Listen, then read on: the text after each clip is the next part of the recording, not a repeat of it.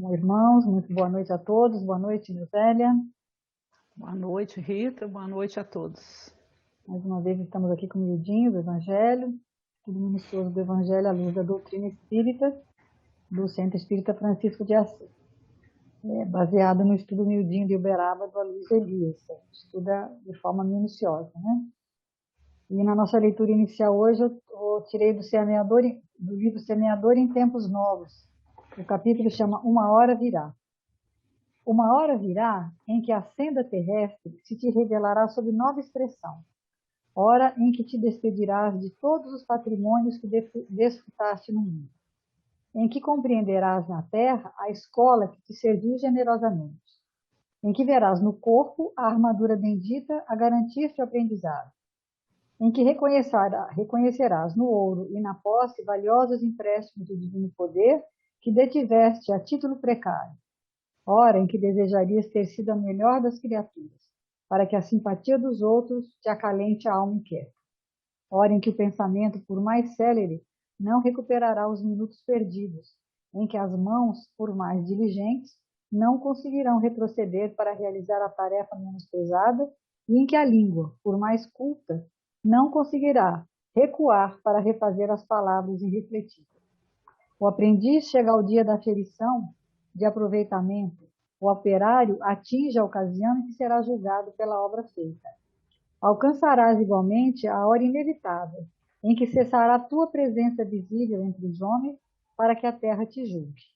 Vive assim de acordo com a simplicidade do amor, com os ditames da verdade, plasmando o bem por onde transites, sem esquecer os tesouros do tempo, de vez que o mal em nosso espírito, ainda mesmo quando estejamos libertos da algema física pela graça da morte, será sempre o inferno, de que não nos permitirá viver o céu nos céus. Então tem que estar vigiar e orar, né? Vigiar e sempre. Então, nesse momento, Senhor, agradecemos essa oportunidade de estarmos mais uma vez reunidos para esse estudo do Evangelho. Pedimos o amparo desses amigos espirituais, dos amigos do Centro Espírita Francisco de Assis, que todos os irmãos que possam estar conosco sejam amparados também, que Jesus nos envolva, nos traga boas intuições para o trabalho desta noite. Fica conosco hoje, agora e sempre, Jesus. Assim seja. Adeus. Então, hoje nós vamos encerrar, né, o famoso capítulo 12. Hoje estamos no último versículo, e aí o Aloysio explica que realmente o que acontece o tempo todo no capítulo 12 é essa polêmica entre Jesus e aquele grupo de fariseus, e que Jesus sempre tenta fazer essa dinâmica. Primeiro ele sensibilizava o coração desse colégio farisaico, e depois ele fazia discursos para tocar a racionalidade deles, que mesmo eles sendo intelectuais, estudiosos, eles eram assim crianças, porque não praticavam aquilo. E para eles, Jesus era muito, para Jesus, eles eram pessoas para ele educar. E então Jesus oferece primeiro esse material para sensibilizar. E esse material faz o quê? Diminui a defesa, o orgulho, o egoísmo deles. E depois é que ele vai dar o material de entendimento. Mas não era um entendimento para aquele momento, não era algo que eles entenderam naquele momento. Isso que a gente às vezes não entende, né? Esse capítulo, por isso que esse capítulo termina falando da família, porque é um processo que a gente vive na família. Nunca necessariamente a família vai entender aquilo que a gente aprende com Jesus dentro do discipulado, que tudo que a gente aprende com Jesus geralmente não é muito compreendido. Então, não é uma coisa do ambiente familiar, existe essa falta de compreensão. Então, sempre que a gente vai se dedicar ao Evangelho, sempre tem essa incompreensão, porque é alguma coisa que ele fala, né, que vai semear hoje para florescer e frutificar, mas não agora, muito depois, né? E enquanto a gente não entender, né, que é assim que funciona, a gente vai viver frustrado em relação aos nossos companheiros, à família, aqueles que ainda não alcançaram o Evangelho e não têm isso como uma noção de vida. E aí ele fala também, tá, você vai ficando frustrado, isso vai fazer o quê? Vai reverberar onde? No corpo físico. Aí vai te dar uma gastrite, uma alergia, uma hernia de disco, um processo psicossomático, né? A gente fica assim, se perguntando, né? Isso a gente faz muito, né? Mas como que eu posso? Eu leio, eu entendo tudo. E, e ele não entende isso, né? As pessoas não entendem. Então, esse capítulo final, né? Essa passagem final desse capítulo, que Jesus está sendo visitado por um grupo de parentes, que é a mãe e os irmãos dele, quando ele está dentro de uma casa, justamente ele está lá tentando dar esse entendimento, sensibilizando e criando esse raciocínio, né, do Evangelho com os fariseus. Ele termina como uma questão familiar, não é por acaso, porque existe essa parentela nossa, que é consanguínea, porque é uma coisa que a gente precisava ter, né, uma questão kármica.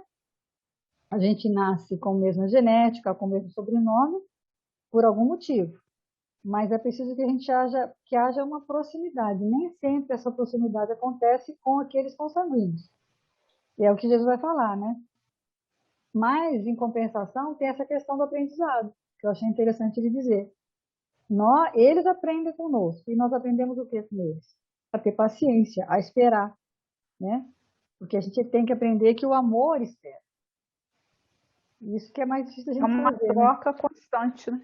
É, Que a gente vai desenvolvendo em relação ao outro. Eu é, gostei nessa passagem também, quando ele fala que o olhar de Jesus para nós, né, é como se fôssemos crianças, né? Mas ele sabe que a gente acho que isso foi tem criatura. um potencial que vai ser desenvolvido, né? Então, como que isso é importante a gente entender isso? Se o outro ainda não está naquele estágio, ele vai chegar. Ele é apenas uma criança mesmo, vai amadurecer. E esse processo de troca, né? Eu aprendo a paciência, a tolerância, tudo nesse grupo familiar, né? Para um dia a gente se tornar a família espiritual, né? E nós vamos Verdade. chegar lá. Né, que existe na família é muito importante, né? Para a gente aprendendo, fazendo. Eu acho assim que é fazendo a lição de casa para depois isso se estender, né? Para a sociedade, para o trabalho, né? Se a É, gente conseguir começar realmente a fazer isso em casa, né? Tudo isso a gente vai caminhar melhor. Gostei verdade. também que ele fala, né? Que nós já olhamos para o mundo com os olhos de Jesus, né? Eu acho isso muito interessante, porque ainda que a gente não consiga já fazer parte dessa família espiritual, mas a gente já está buscando, né? É importante que a gente tenha isso em mente. E a gente não O tem, fato de tem que ter muito cuidado para não ter baixa autoestima em relação a isso, né? Eu lembrei do capítulo de Jesus no Lar, no capítulo 38, que chama Argumento Justo, que aí eles estão lá em casa, e na reunião, né, do culto deles, e tinha ele fala assim, tem um véu de tristeza na maioria de todos eles. E aí por quê? Porque o Tadeu e o André tinham sido atacados na rua horas antes e eles reagiram, né, de forma que não era o que Jesus ensinava. esperava. É, então, o Tadeu fala assim, eu sou portador de um coração indisciplinado, eu sou ingrato. Aí o André fala assim, eu quando eu estou do seu lado, Jesus, eu sou uma ovelha obediente. Quando distancio-me, basta uma palavra insignificante de incompreensão para me desarmar. Aí vem o Pedro e fala assim, eu sou o pior de todos, né? Aí, como que eu vou servir os princípios sublimes do novo reino se eu me encontro assim insuficiente e incompleto? Porque Pedro também era teimoso, né? E aí, Tiago também, né, fala assim, eu serei na realidade um discípulo sincero? Será que eu não estou enganando o próximo? Porque no fundo, ele sabia que aquele sentimento de amor que ele tinha que ter, às vezes era um certo fingimento, né?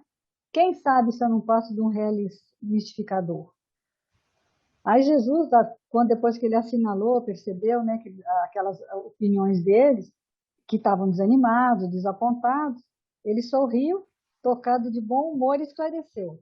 O paraíso que sonhamos ainda vem muito longe, não vejo aqui nenhum companheiro alado. A meu parecer, os anjos, na indumentária celeste, ainda não encontram domicílio no chão áspero e escuro em que pisamos. Somos aprendizes do bem.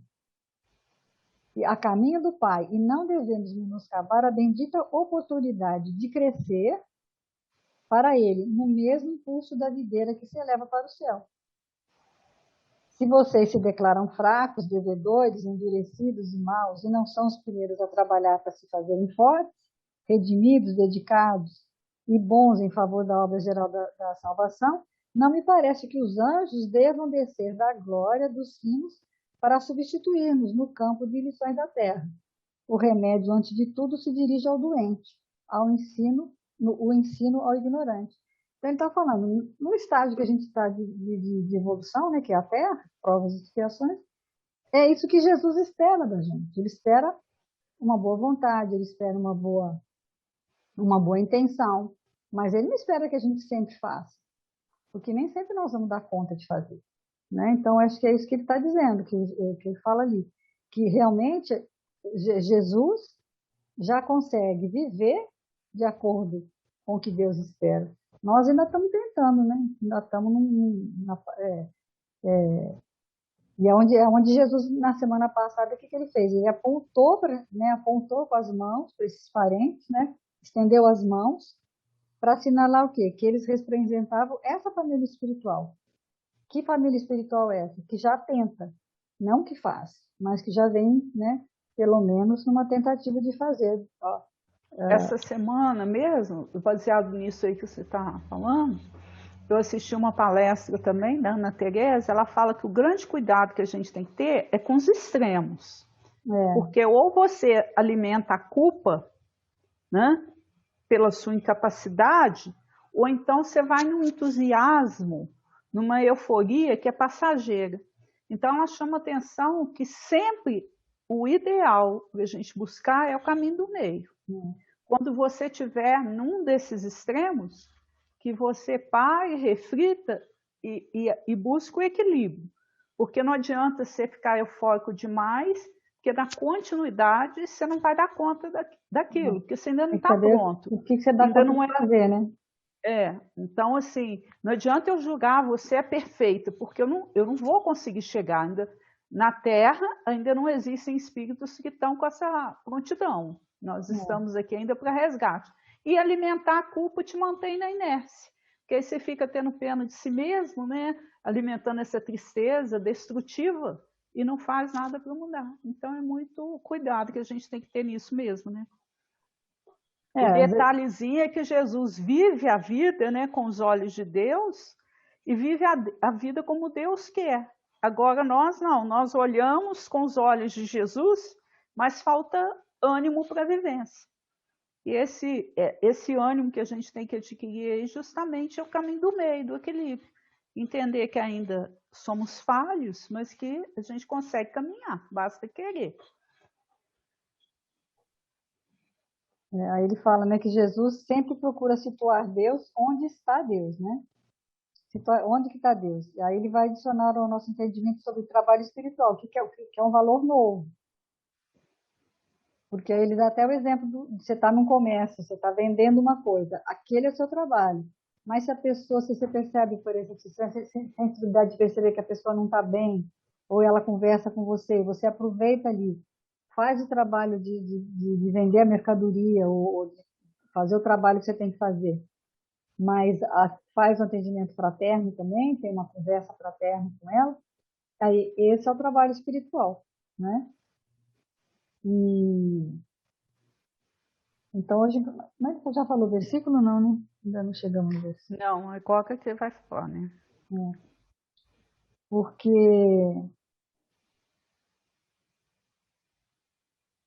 o versículo. Deixa eu ver aqui, não.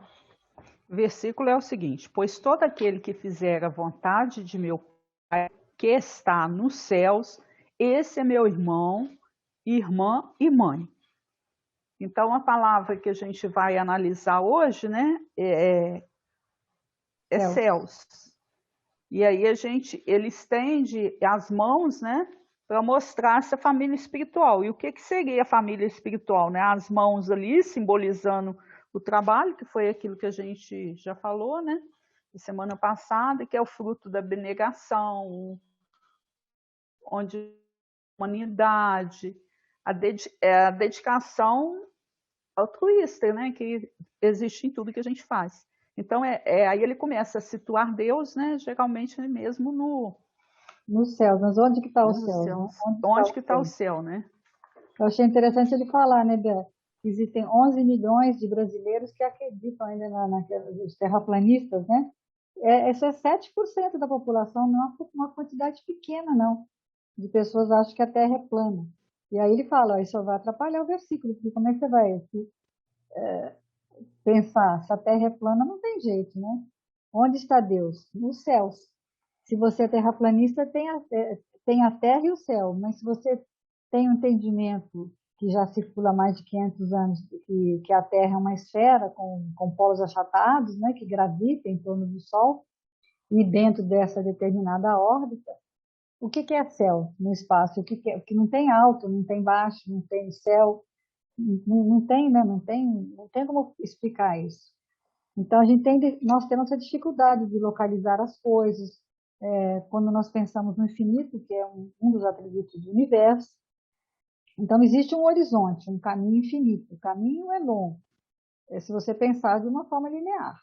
Mas o Kardec, né, ele fala que o Kardec gostava muito de agronomia, porque ele tinha muita proximidade, era muito amigo, né, era próximo do Camille Flammarion, e o Camille Flammarion era um astrônomo.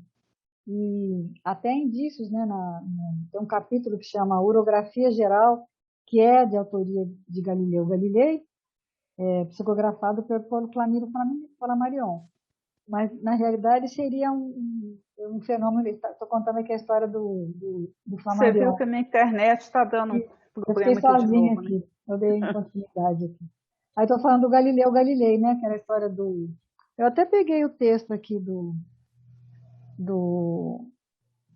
Camille Flammarion? Camille Flammarion, porque existe essa dúvida, né? Talvez, ou uma suspeita, que o Camille Flammarion é o médium que psicografa e o texto é de Galilei. Mas só que existe uma suspeita que seja ele mesmo, que ele tenha, vamos dizer, acessado uma outra encarnação dele, porque Dele. ele seria o próprio. Ó, o texto é baseado na revista Espírito de setembro de 1862 e chama Eterna Sucessão dos Mundos, que é baseado nesses estudos uranográficos. Ele diz o seguinte: desse modo, a eternidade real e efetiva do universo se acha garantida pelas mesmas leis que dirigem as operações do tempo. Deste modo, mundos sucedem a mundos, sóis a sóis, sem que o imenso mecanismo dos vastos céus jamais seja atingido nas suas gigantescas molas. Onde os vossos olhos admiram esplêndidas estrelas na abóbada da noite, onde o vosso espírito contempla irradiações magníficas que resplandecem nos espaços distantes, de há muito o dedo da morte extinguiu esses esplendores. De há muito o vazio sucedeu a esses deslumbramentos e já recebem mesmo novas criações ainda desconhecidas. A distância imensa que se encontra esses astros, por efeito da qual a luz que nos enviam gasta milhares de anos a chegar até nós, faz com que somente hoje recebamos os raios que eles nos enviaram, longo tempo antes da criação da Terra, o que com ainda admiraremos durante milhares de anos após a sua desaparição real. Quer dizer que o que nós estamos vendo agora, na realidade, não existe mais. Então, que demora tanto tempo para chegar aqui. Então, eu li aqui o texto que fala que Voltei. o céu que a gente vê hoje não é o céu que existe mais, né? Tem essa questão, né? Eu acho que é interessante essa. Então, Eurípides Barçanufo também era apaixonado por astronomia, né? Era um discípulo do Colégio de Kardec também. Então, por isso nós estamos falando de astronomia, porque a palavra hoje, né, é céu. Então, ele vai falar do livro Céu e Inferno, na primeira parte, capítulo 3, que fala assim, o céu. E aí o Kardec, para falar de céu, ele vai precisar falar de algumas coisas básicas da astronomia, né? Você quer ler um pouquinho? Que ele fala da teologia cristã, reconhece 3 céus, né? Vou ler, porque hoje eu estou só vacilando, né? A internet não está conseguindo. Ficaria da continuidade. Eu estou continuando, aí se eu paro, eu faço continuo. Vai. Vamos ver se vai ficar, né? As diferentes doutrinas relativamente ao paraíso repousam todas no duplo erro de considerar a Terra centro do universo e limitada à região dos astros. Foi aquilo que a gente falou, que tem muita gente que ainda está acreditando, né, que a Terra não é redonda, né? E além desse limite imaginário que todas têm colocado a residência afortunada e morada de Todo-Poderoso, singular anomalia que coloca o autor de todas as coisas, aquele que as governa a todas nos confins da criação, uma vez de no centro, donde o seu pensamento poderia ir radiante e abranger tudo. A ciência, com a lógica inexorável da observação dos fatos, levou o seu achote às profundezas do espaço e mostrou a nulidade de todas essas teorias. Eu acho que eu perdi aqui, acho que eu pulei uma parte, né? Quer ver? Acho que o mais importante é essa parte que ele lê aqui, né? A teologia, porque o texto é bem grande, né? Ele fala da teologia cristã, reconhece 3 céus. 3 céus. Onde que está isso, gente, aqui? Eu grifei, mas agora estou achando que eu estou... Eterno, mas reino dos menores astros. É porque eu cortei aqui no Perdi, meio. Rita. Eu vou lendo aqui quando você acha. Continua aí. A teologia cristã reconhece 3 céus. Por isso que está no plural, né? O primeiro é o da região do ar. É as nuvens, é aquilo que a gente vê de fato, né? É o que a gente vê a olho nu. Você olha para o céu, é céu, né? O segundo espaço é o espaço onde giram os astros, né? Que aí a gente já não dá para ver alguma coisa dependendo do tempo. Mas se você quiser observar mais, você precisa de instrumentos, de telescópios, né? E o terceiro céu é a morada do Altíssimo, que é onde Jesus fala, né? Meu Pai que está nos céus. Habitação dos que contemplam Jesus face a face, né? Que aí estava aqui, ó. Por isso que eles falam, né? Conforme essa crença que se diz que Paulo foi alçado ao terceiro céu. As diferentes doutrinas relativamente ao paraíso repousam todas no duplo erro de considerar a Terra centro do universo e limitada à região dos astros. Então seria um terceiro céu. Quem estaria nesse céu? Só Deus? Não. Deus e aqueles já espíritos que já podem contemplá-lo face a face. E aí ele dá a explicação, que não é assim, que você vê Deus, que é mais uma sensação, né? Uma questão de... ele fala assim, que moradas são essas? Onde é esse local? Onde que mora essa... Não tem um endereço. E aí ele fala... Aí que ele vai falar depois. Quando descobrimos onde Deus e essa elite espiritual, nós vamos descobrir onde é que nós não estamos, né? Porque é o que você vai fazer, você conhecer a si mesmo e saber que você ainda não está nessa situação. Nessa imensidade limitada, onde está o céu? Em toda parte, nenhum contorno lhe traça os limites. Os mundos adiantados são as últimas estações do seu caminho, que as virtudes franqueiam e os vícios interditam. É muito sério isso, né? Então, onde que ele está? Ele não está, né? Está em toda parte, mas nenhum contorno lhe traça os limites. E quando que a gente vai estar, né? Nessas estações do caminho que as virtudes vão facilitar que a gente, né, franqueie a nossa entrada nele e os nossos vícios vão interditar, né, impedir.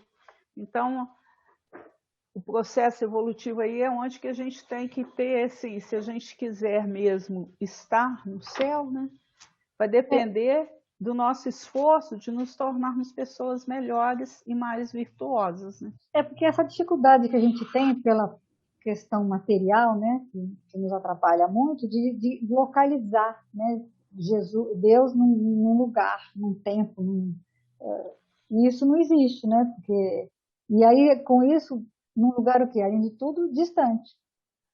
Mas Kardec está falando o quê? Que ele está no centro de toda a criação. Onde que é o centro do universo? Né? E aí Jesus vai dizer, onde que está o reino de Deus? Dentro de nós. Mas não é dentro do nosso corpo físico também, né? Tudo isso você vai É porque a começar. gente tem a ideia errada, né? Aí fica, É, tá dentro. está dentro, mas dentro do quê? Dentro da nossa Hum. consciência, né? De onde está? Mas onde está a consciência? Em qual consciência? Em todos, né? Por quê? Porque aí você vai ter que entender, né? Que ele é onipresente, ele até vai dar o exemplo do poema, né? O poema é muito bonito, porque ele vai falando só assim, reconheço os deuses em tudo, né? Então, é uma coisa que a gente tem dificuldade mesmo, né? De conseguir entender. Não é uma coisa Aí ele fácil, fala né? para a gente ir lá, para a gente entender Deus, né? Para ir lá no livro dos Espíritos, né? Na primeira parte lá, onde a gente estuda os atributos de Deus, que é o onipresente, o onisciente e o onipotente, né? Quer dizer, está em todo lugar, tem todo o conhecimento e todo o poder. Como que a gente ainda... Eu fiquei imaginando isso, gente, assim... Você fala até, né? Porque uma coisa que a gente aprende com esse estudo é assim, não é só ter o conhecimento, é ter o conhecimento e sentir em relação a esse conhecimento que a gente tem, né? Então, às vezes você fala assim, quais são os atributos de Deus? Ah, onipresente, onisciente, onipotente. Mas e aí, você tem um entendimento, o que é cada um desses atributos? E como é que ele pode, a partir do momento que eu tenho conhecimento, se eu sentir isso, como é que isso pode impactar a sua vida de uma maneira diferente? Né? Então é isso, onde que Deus não está? Né? Se a gente está É, mergulhado nele, tá aí, estamos o aí, né? importante é o que ele fala, Nós. o importante não importa onde esteja o seu corpo. Você pode estar lá no centro espírita e não estar no céu. Mas você pode estar sentado na praça, ele dá o exemplo, né? A pessoa está sentada no banco do centro espírita, mas começa a reparar na roupa da pessoa, no Do aspecto, orador, do no expositor, né? expositor, com críticas. Aí ela não está no céu. Mas ela pode estar lá no banco da rua, na rua, e aí ajudar alguém, passar alguém, ele fazer uma prece, ver alguém, aí ele vai estar no céu. Quer dizer, é um estado de consciência mesmo, né? Se eu E tiver onde na está a virtude, nossa? Onde está a nossa? Está no vício ou na virtude? é. Aí se você tiver no vício, você não está com Deus, né? Porque esse onde está a virtude é onde vai estar Deus.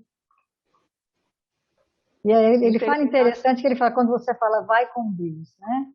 Hum. Eu tinha aquela cozinheira Aparecida, ela ficava todo dia ela dizendo que ela passava umas mensagens para mim assim, fica com Deus. Aquilo para mim tinha uma simbologia, sabe assim? Quer dizer, fica com Deus. Quer dizer, né, uma mãe falar para o filho, filho, vai com Deus, fica com Deus, né?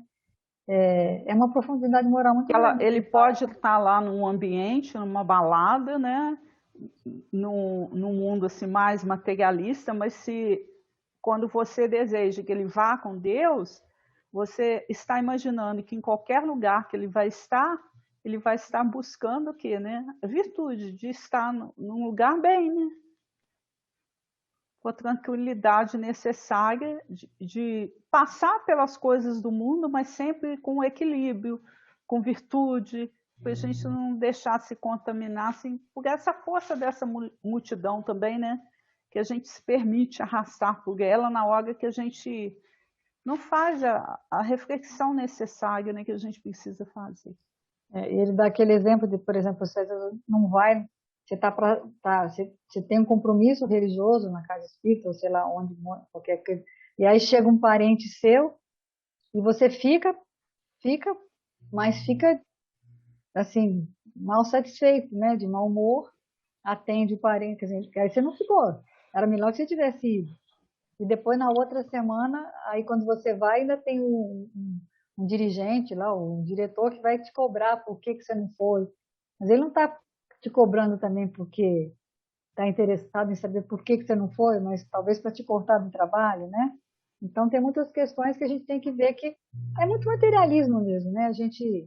É a motivação. Eu acho que eu penso Já assim, fala, a cara feia que você está em casa, por não ter ido no centro e ter ficado porque chegou aquela visita, na realidade, a culpa não deveria estar, né, na cara feia, né? Mas pelo fato de você estar ali com aquele parente que é uma pessoa, um ser que está ali muito tempo que você não vê e de cara feia, né? Então, a nossa culpa não deveria estar pelo fato de não ter ido num prédio, né? Porque às vezes também você. Olha como é que a gente. Eu acho que tem essa dualidade, uma coisa assim muito esquisita, que a gente fica com esse sentimento. Por quê? Ele não foi e ficou de cara feia em casa com parente. Mas se fosse também, é onde que a gente tem que achar o caminho do meio aí. Se fosse também, você ia ficar com o pensamento preso em casa. Porque o problema é esse, você está num lugar querendo estar em outro. Esse é o problema. Então, quando você está é num lugar, importante a gente viver o momento presente. De estar naquele lugar e fazer o que é para ser feito naquele lugar. Naquele momento, onde que ele fala Deus está te situando. Que num mundo de regeneração não vai ter templos. O templo vai ser a nossa casa. E aí eu lembrei nessa questão da pandemia, né? Hoje em dia, o centro espírita são as nossas casas, os nossos lares, que nós estamos fazendo tudo de casa. Agora você tem a opção, né? Porque tem gente fazendo do centro espírita da sua casa uma passarela, um estúdio fotográfico, cinema, uma sessão de cinema. Você só faz a casa. E você pode fazer isso tudo também, nada te impede. Não é? Você pode fazer algumas coisas, não é 100%, mas tem que ter um momento, né? Algum momento, pelo menos, que a sua casa seja esse tempo, que é possível fazer o que a gente vem fazendo, né? Com estudos, com evangelização, né? Então ele fala assim aí ele ainda fala, né, que aquele alimento que você vai servir na sua casa tem a mesma qualidade fluídica da sopa, da comida que você servia lá no centro. Porque aqui vai ter o quê? A força, né, da vibração. Né? O abraço que você vai dar no filho vai ser a mesma vibração do passe. Né? Eu aqui, por exemplo, eu lembrei da minha água, né? Porque segunda-feira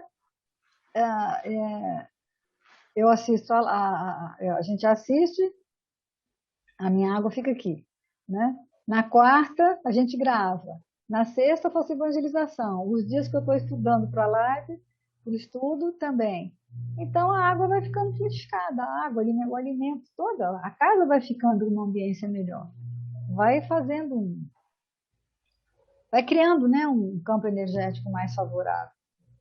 Ele fala, né, que por enquanto a gente está restringindo a vibração a um dia, um horário, um local, né? O quanto que é isso importante a gente mudar isso. Quando a pandemia apareceu, é justamente para trazer esses novos valores, essa nova conscientização para nós. E ele fala, né, que a casa do caminho era a casa do Felipe, né? De um dos discípulos, que depois ele foi embora e ficou a casa do caminho. Ele nem foi mais a casa dele, né? Já pensou no dia que a gente for capaz de fazer isso? É um desprendimento, né? Eu até comentei com você hoje, você viu que bonito a menina medalhista, né? A moça polonesa ganhou uma medalha de prata. O que ela fez? Ela fez um leilão e o dinheiro que ela arrecadou com o leilão da medalha, ela doou para uma menina que tinha que fazer uma cirurgia. Essa é a medalha dela. Qual que é o significado da medalha para ela agora? Só para colocar no peito? Ela falou, olha, é uma medalha. Para mim, o sentimento, né, de ganhar, ela já teve. Já ganhou. Quer dizer, todo mundo botou num quadro, vai mostrar para todo mundo, né? É uma coisa só, mas para ela não foi. Para ela vai ter um significado muito maior. Que ela salvou uma vida com a medalha dela. Mas é um desprendimento que poucos têm. Ela fez, né, uma coisa interessante. Foi muito bonito, né? Aí ele vai agora para o livro, né? Justiça Divina, capítulo 24, que chama Céu. Do céu, né? Que esse livro o Emmanuel comenta, né? O livro do Céu e Inferno. O livro do Céu e Inferno, né? Vou ler então. Aflitiva e longa tem sido a nossa viagem multilenária multimilenária através da reencarnação, a fim de que venhamos a entender o conceito do céu. Ah, adorei isso aqui quando ele fala, né? Que a gente reencarna para aprender o que é o céu, né? Muito oportuno isso, né? Entre os chineses das épocas venerandas, afiançávamos que a mortalidade era absoluta integração com os antepassados. Aí ele vai explicando, né? Os chineses, na Índia Branâmica, admitimos que o Éden fosse a condição privilegiada de alguns eleitos na pureza intocável dos cismos. No Egito remoto, imaginávamos que a glória na esfera espiritual consistisse na intimidade com os deuses particulares, ainda mesmo quando se mostrassem positivamente cruéis. Na Grécia Antiga, supunhamos que a felicidade suprema além da morte brilhasse em torno das honrarias domésticas. Com galeuses e romanos, incas e astecas, possuíamos figurações especiais do paraíso e ainda ontem acreditávamos que o céu fosse região deleitosa em que Deus, teologicamente transformado em caprichoso patriarca, vivesse condecorando os filhos oportunistas que evidenciassem mais ampla inteligência no campeonato da adulação. Será que isso daí foi ontem ou a gente ainda continua? Parece até que é uma coisa antiga, nova, né? É. De existência a existência, entretanto, aprendemos hoje que a vida se espraia triunfante em todos os domínios universais do sem-fim, que a matéria assume estados diversos de fluidez e condensação, que os mundos se multiplicam infinitamente no plano cósmico, que a cada espírito permanece em determinado momento evolutivo e que, por isso, o céu, em essência, é um estado de alma que varia conforme a visão interior de cada um. O Wagner, nos trabalhos dele, aí ele chama muita atenção. O Wagner é bem duro, assim, mas eu adoro ele. Eu acho ele muito positivo em termos de doutrina. Aí ele fala, o evangelho não é para fora, o evangelho é para dentro. Então, quando que a gente tem que pensar isso, né? A visão varia, né, conforme a visão interior de cada um. É por esse motivo que Allan Kardec pergunta e responde: nessa imensidade limitada, onde está o céu? Em toda parte. Nenhum contorno lhe traça limites. Os mundos superiores são as últimas estações de seu caminho, que as virtudes franqueiam e os vícios interditam. E foi ainda, por essa mesma razão, que, prevenindo-nos para compreender as realidades da natureza no grande porvir, ensinou-nos Jesus claramente: o reino de Deus está dentro de vós. É muito importante, né? A gente aprender a olhar para si mesmo, né? Mais importante do que falar em nome de Deus, o Aloysio falou muito isso, né? É a gente saber calar em nome de Deus. Então, a regeneração, na realidade, que a gente acha que é uma data limite, que vai acontecer, mas ela é o quê?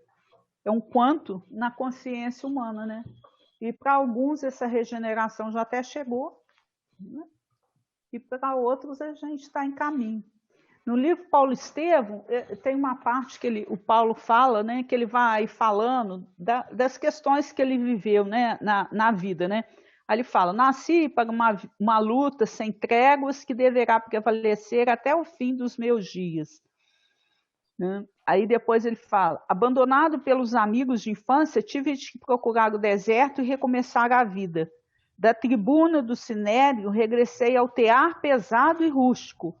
Quando voltei a Jerusalém, o judaísmo considerou-me doente e mentiroso. Em Tarso, experimentei o abandono dos parentes mais caros. Em seguida, recomecei em Antioquia a tarefa que me conduziria ao serviço de Deus. Desde então, olha como é que, ressaltando tudo isso que a gente tem estudado nessa parte de Mateus, né?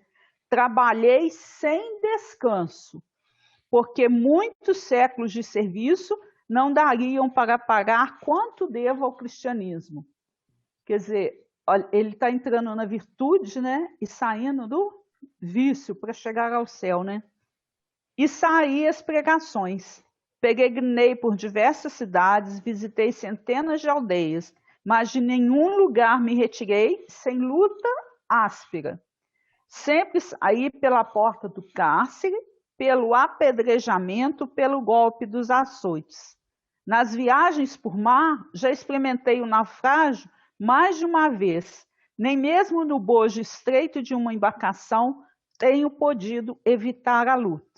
Aí agora que ele fala, olha, mas Jesus me tem ensinado a sabedoria da paz interior em perfeita comunhão com seu amor.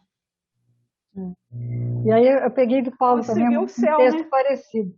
Ele fala assim, na carta aos Coríntios, ó, por isso não desfalecemos.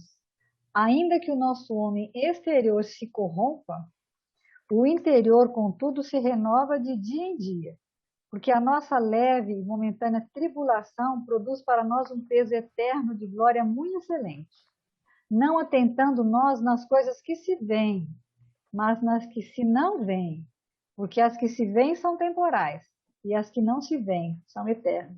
É o que é interior, né? No livro Caminho, Verdade e Vida, fala da vinda do reino, capítulo 107. Aí ele fala assim, afirma Jesus que o reino de Deus não vem com aparência exterior. A realização divina começará no íntimo das criaturas, constituindo gloriosa luz do templo interno. Não surge a comum apreciação, porque na maioria dos homens transitam semicegos, através do túnel da carne, sepultando os erros do passado culposo. Aí ele vai falar assim, ó, a carne é digna e venerável, pois é um vaso de, quer dizer, o corpo físico é um vaso de purificação, recebendo-nos para o resgate preciso. Entretanto, para espíritos redimidos, significa morte, ou transformação permanente. O homem carnal, em vista das circunstâncias que lhe governam o esforço, pode ver somente o que está morto, ou aquilo que vai morrer. E o reino de Deus, porém, divino e imortal, escapa naturalmente à visão dos homens, dos humanos. Ou seja, tudo que nós vemos, tudo que você vê, está morrendo. Uma planta está morrendo, nós estamos morrendo, tudo está a caminho da morte. Só é uma questão de ponto de vista. Para a espiritualidade, né, porque às vezes você se choca, né, com a natureza, que um animal, o Haroldo falou isso na sexta-feira, no estudo dele de sexta-feira agora. Você se choca que um animal mata o outro, mas aquilo é uma coisa que está matando só a matéria. O espírito mesmo está ali, ele vai ser renovado.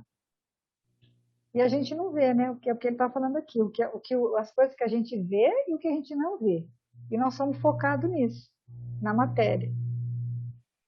Mas só o espírito que vai, e é só esse sofrimento, essa dor, né? Que a gente vai passar por ela, a forma como nós vamos passar pela dor, pelo sofrimento, é que vai fazer com que você vá buscando cada vez mais esse aperfeiçoamento. E um dia chegar face a face com Deus.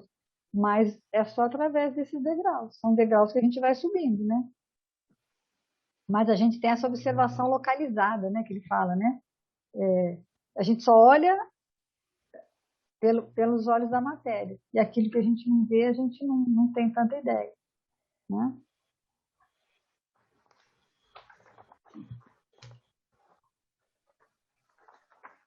Ele deu o exemplo também da pizza, né, que a gente pede, que a data limite da regeneração, né, que todo mundo fala assim, seria apenas o quê? Um ponto de referência, né? Aí ele fala assim, você pediu uma pizza, aí você dá um endereço, mas ele falou assim, tem algum ponto de referência? Aí eu achei muito interessante, né? Quer dizer, a pessoa tem um ponto de referência, mas se a pessoa tem um bom senso, a pessoa fala, ela vai no... Qual que é o seu endereço? É tal. Aí eu vou falar assim, é perto lá da escola de estadual. Aí o cara vai lá e entrega no estadual, porque é o ponto de referência. Você não vai entregar no ponto de referência, né? Então é isso, quer dizer, o que ele está falando, a regeneração é um dia, vai ter um dia, mas para Paulo já chegou a 2000 anos. E para nós, quando que ela pode chegar? Vai chegar, né? A gente escolhe, né? Vamos escolher a data que a gente quer chegar aí, né? E caminhando em direção a ela, porque é sem pressa, com a paciência necessária, mas para ser conquista, né? Eu acho que o grande susto é a gente imaginar assim, que a gente está caminhando e de repente, quando você passar por um momento, né? Quando Paulo fala ali no livro Paulo e Estevão, né? Das lutas árduas, o nosso problema maior, eu não estou falando nem por ninguém, é por uma dificuldade minha, que a gente quer ter paz sem dificuldade. E É, Jesus mostrou para a gente que isso não acontece, né? A gente tem que aprender mesmo com a dificuldade. As experiências são necessárias para fazer a gente avançar. É no momento de crise que a gente cresce. Então, quando a gente aprender a questão da reação, né, ter mais serenidade frente às dificuldades, aí a gente vai estar conquistando o céu. é. Aqui, Devagarzinho, mas a gente chega lá. aqui na Revista Espírita de março de 1864, tem um artigo que fala, chama da perfeição dos seres criados. Há uma lei geral que rege todos os seres da criação, animados e inanimados. É a lei do progresso. Desde que o mal não existe como necessidade na ordem das coisas, pois não é devido senão a espíritos prevaricadores, ou seja, que eles deixam para depois. A lei de progresso, de modo algum, os obriga a passar por essa fieira para chegar ao bem. Ela só os obriga a passar pelo estado de inferioridade intelectual, ou, por outras palavras, pela infância. Você não é obrigado a passar pelo mal. A rigor, compreende-se o sofrimento para o homem em vista de suas faltas, mas os animais também sofrem. Aí como é que você explica, né? Você fala, os animais, o homem sofre por causa da imperfeição, mas o animal, por que ele sofre, né? Entredevoram-se os grandes como os pequenos. A felicidade completa é o resultado da perfeição, já que as dificuldades originam-se da imperfeição, criar espíritos perfeitamente felizes fora criá-los perfeitos. Quer dizer, você não pode ficar contestando Deus, né? Está provado que os animais sofrem, mas é racional imputar esses sofrimentos à imprevidência do Criador ou a uma falta de bondade de sua parte, porque a causa escapa à nossa inteligência, como a utilidade dos deveres e da disciplina escapa ao escolar? Você não tem como saber, né? Nosso ponto de vista restrito ao pequeno círculo que nos rodeia só nos deixa ver irregularidades aparentes. Aí o que mais choca nessa observação localizada é a destruição de uns seres pelos outros. Exageramos a importância dessa destruição porque sempre ligamos à matéria, consequência do estreito ponto de vista em que se coloca o homem. Em definitivo, só se destrói o envoltório. O princípio inteligente não é aniquilado. O espírito é tão indiferente à perda de seu corpo quanto o homem à sua roupa. Quer dizer, por um espírito, quer dizer, morreu o corpo é só uma roupa. Esta destruição dos invólucros temporários é necessária à formação e manutenção de novos envoltórios que se constituem com os mesmos elementos.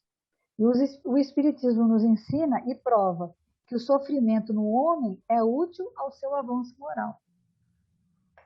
Então é interessante a gente entender isso, né? Porque a gente acha que tá tudo começa a julgar, né? Mas como? Por que isso acontece, não é? Então, e aí ele termina, né, nesse pedaço. Ele fala, tem uma comunicação do Erasto que vai falar da não perfeição dos seres criados. O homem que nasce numa posição mais ou menos elevada acha em sua situação nativa um dado estado de ser. Pois bem, ele está certo de que sua vida inteira se passasse nessa condição de ser, sem que lhe tivesse trazido modificações por sua ação ou pela de outro. Declararia que sua existência é monótona, enfadonha, fatigante e, numa palavra, insuportável. Se puserdes o homem num paraíso terrestre, num paraíso onde não se progrida mais, em dado tempo, ele achará essa existência insustentável, e aquela morada, um impiedoso inferno. A imobilidade é um dos atributos de Deus, ou do Criador, e que o homem e tudo que é criado tem como atributo a mobilidade. Compreendeis, se puderdes compreender, ou então esperai que chegue a hora de uma explicação mais inteligível, isto é, mais ao alcance do vosso entendimento. Então, Deus já está numa situação. Nós não, a gente vai estar sempre se movendo para Deus. Em movimento. A imobilidade é um atributo de Deus, porque ele já atingiu Ele não tem essa Ele é. questão. Ele é, Deus é, né? Ele é e sempre foi. Aí, mas como é que você vai entender isso? Né? Então a gente tem que. E esse sofrimento e essa dor, ela é necessária, essa renovação de invólucros, né, que eles chamam, para quê? Para que a gente possa vir de forma melhor. E a forma como a gente aceita esse sofrimento, essa dor, que é onde ele vai falar, né, que a dor realmente dor existe. Você vai gostar dela? Não, não vai gostar. Mas como, se você não se revolta, se você não, se você passa pelas coisas de uma forma mais serena, e até nas coisas do dia a dia mesmo, né? Às vezes num telefonema, entendeu? Você às vezes até pensa, né? Vou responder, aí segura, né? Se você é mal atendido por alguém, ele fica igual o exemplo do restaurante, né? Que ele vai. Eu já tive restaurante, eu sei o que é uma pessoa com fome. Você tem que ter muita paciência com ela. Tem pessoas que viram bicho quando estão com fome, entendeu? E aí deu a primeira garfada, aquilo parece que some, sabe? Entendeu? Também se a comida for boa, né? Então existe mesmo, entendeu? Eu me lembro uma senhora que eu atendi uma vez, ela estava assim, chegou com fome e tal, e aí ela começou a pedir a bebida, e eu atendendo ela, ela falou, que marca que você tem de refrigerante?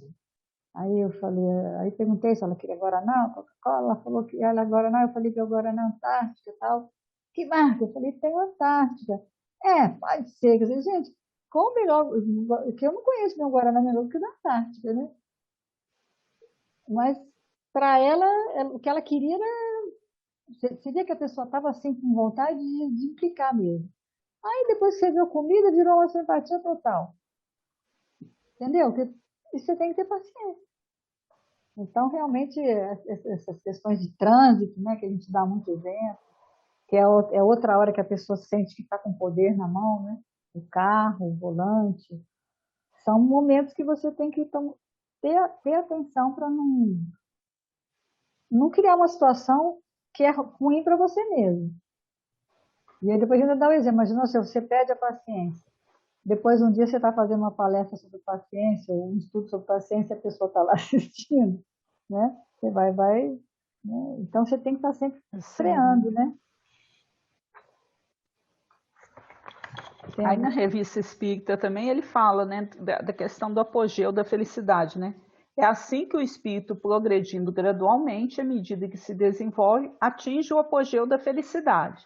Mas antes de ter alcançado o ponto culminante da perfeição, ele goza de uma felicidade relativa ao seu adiantamento.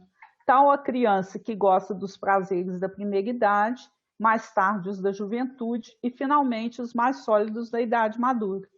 E é assim mesmo, né? O que é a felicidade pela criança? Se de repente ganhar uma bala, uma guloseima, né? Agora, quando ele já está na adolescência, eu lembro de um exemplo aqui que eu tinha, a minha filha e minha sobrinha adoravam de comprar roupinha igual. Então, sempre que eu comprava um vestidinho para mim, eu comprava para minha sobrinha também, e elas vestiam igual a roupa e achavam o máximo, né? Agora, pergunta, entraram na adolescência, nem pensar, nem né? Porque aí pensar, já né? é pagar mico. Então, quer dizer, essa felicidade é relativa, de acordo com o seu nível de maturidade.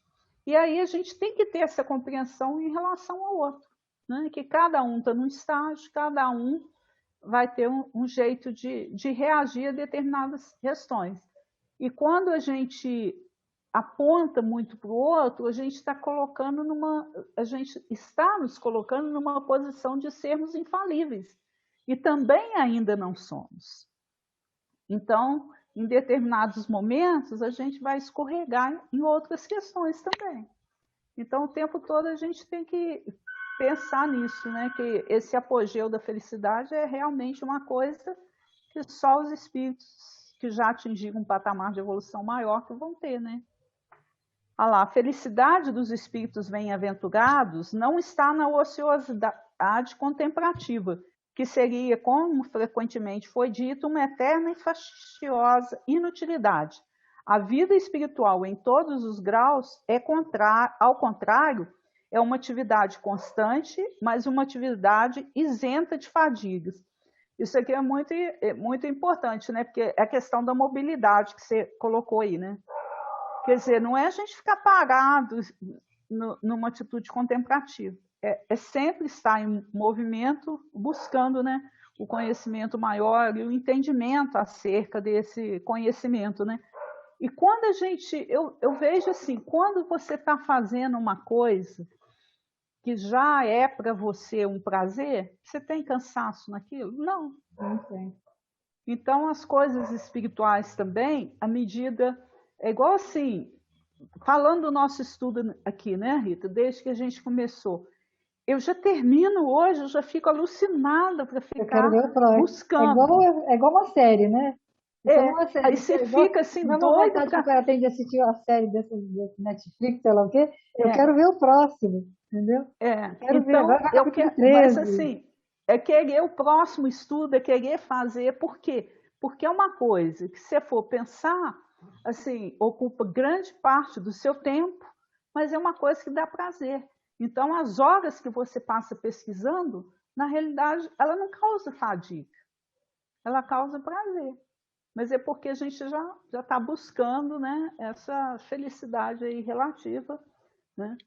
Então, ó, a suprema felicidade consiste no gozo de todos os esplendores da criação que nenhuma linguagem humana poderia informar, que a imaginação mais fecunda não poderia conceber, no conhecimento e na penetração de todas as coisas, na ausência de toda dificuldade física e moral, numa satisfação íntima, uma serenidade da alma que nada altera, no amor puro que une todos os seres, em consequência da ausência de toda contrariedade pelo contato dos maus, e, acima de tudo, na visão de Deus e na compreensão dos seus mistérios revelados aos mais dignos. Ele chama atenção aqui, né, que nenhuma linguagem humana poderia informar. O Paulo tentou traduzir ali o céu para ele, o que foi, né, em determinado momento, aquela paz de consciência. Mas como a gente ainda não é capaz de sentir isso, a gente não tem uma linguagem que possa expressar. A gente só vai imaginando pelos prazeres transitórios do mundo mesmo, que as coisas que te dão prazer, te trazem uma felicidade relativa, né? Ele continua aqui, ó. A felicidade não é pessoal. Se a encontrássemos apenas em nós mesmos, sem poder compartilhá-la com os outros, ela seria egoísta e triste. Ela está também na comunhão de pensamentos que une os seres simpáticos. Ela está os espíritos felizes, atraídos uns para os outros pela similitude das ideias, dos gostos, dos sentimentos, formam vastos grupos ou famílias homogêneas. Nessa imensidade, sem limites, onde, pois, está o céu? Por toda parte. Nenhum muro o limita. Os mundos felizes são as últimas estações em que a ele conduzem. As virtudes abrem o seu caminho, os vícios barram o seu acesso. O seu acesso. Então é isso, né? Quer dizer, onde está o céu? Depende das suas virtudes e dos seus vícios, né? Aonde você vai. É muito na hora, né? Interessante, está na hora. Acho que a gente colocou tudo, né? Acho que sim, tem mais texto, um monte de texto. Eu achei muito texto. Eu também botei um monte lá também. Vou postar depois. Eu não sei se alguém vê ou não, mas o fato é o seguinte: se a pessoa quiser fazer um dia um estudo sobre o assunto, lendo ali na coisa, ela tem bastante material, dá para fazer bastante estudo a partir disso, né? Eu acho que esse que é interessante também, né? Com certeza. Que a gente vai pesquisando, vai pegando coisas afins, né?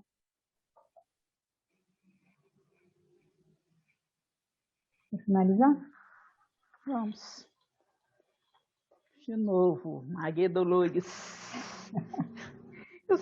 Eu estou ficando tão assim que eu falo assim, gente, já li essa, não sei não, mas se li, vocês me perdoem, mas tem a ver com o assunto, tá bom? Senhor, sei que nos deste a todos um encargo ou missão. Nada promove sem objetivo, nada fazes em vão. A estrela conferistes a bênção de aguentar-te e refugir sem véu, tal qual sucede ao sol que nos conduz pelas vias do céu. Atribuístes à terra a função de compor e recompor, a forma em que o trabalho nos confere a ciência do amor. Colocastes no mar a investidura imensa de externar-te o poder, e à fonte o privilégio de ensinar-nos a humildade por norma e o perdão por dever. Comissionastes as árvores amigas, em que a lição do bem se exprime e se condensa, para a tarefa de guardar-te a vida e auxiliar sem recompensa. Destes à flor o dom de perfumar, e pusestes na estrada o dom de conduzir. Deste música às aves, destes ao vento o doce ministério de servir. Tudo te filtra a glória soberana, tudo te exalta a lei. Em razão disso, eu própria reconheço que nada sou e quase nada sei. Mas se posso pedir-te alguma coisa, converte-me, Senhor, à própria imperfeição, num canal pequenino que te mostre a força da bondade e a luz da compaixão. Uma semana de muita paz e muita harmonia para todos nós, que a gente possa ir caminhando aí em direção, né, às virtudes necessárias para a nossa paz. Deixando os vícios para trás, né? Até semana, gente, se Deus quiser. Fica Boa noite para todos. Fiquem com Deus.